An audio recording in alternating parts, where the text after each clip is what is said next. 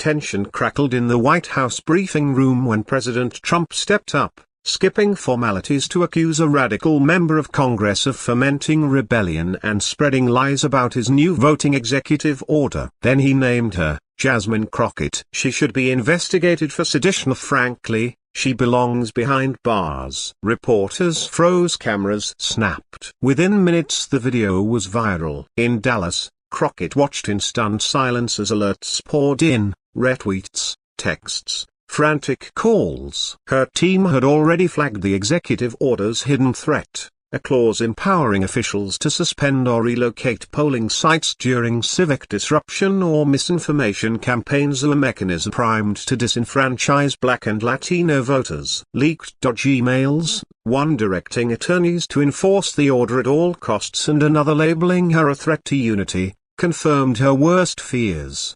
The following morning, Crockett went live on social media from her modest district office. No edits, no music, just her, a stack of highlighted pages, and a clear mission. You heard the president say I should be jailed. Here's why I spoke out. She methodically read the problematic passage, held up the emails, and declared, "This isn't about security, it's about silencing our voices." Viewers climbed from 1,000 to 500,000 in record time. Across the nation, coffee shops, living rooms, college dorms, people paused to listen. #Stand with Jasmine trended. Civil rights leaders shared clips.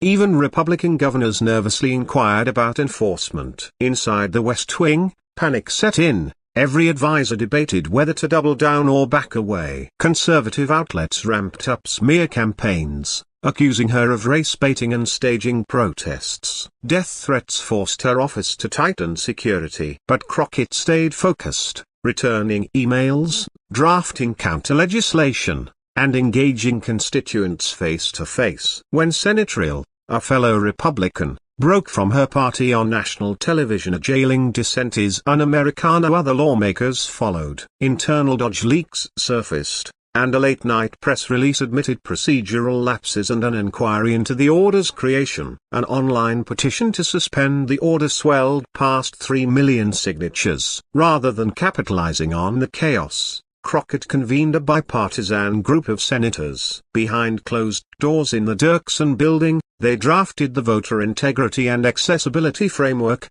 clear national standards for early voting, transparent rules for polling relocations, and mandatory legislative review for future directives. 2 weeks later, their 36-page proposal was public. Instead of grandstands, Crockett held a Zoom call with high school civics classes, reading the draft aloud, fielding questions, turning abstract policy into lived reality. In her district, voter registrations surged. Small businesses displayed "Protect Your Vote" stickers. Churches hosted Ballot Planning 101. At her childhood elementary school's career day, she handed each child a pocket constitution stamped, "Read it, own it." Months later, the framework gained momentum, securing committee hearings and bipartisan sponsors. Crockett toured neighborhoods, grocery stores, barbershops, community centers, reminding everyone that democracy isn't inherited, it's upheld. She never sought headliners, as she needed no cameras to know her work mattered. What began with a presidential threat ended as a nationwide movement for clarity, accountability,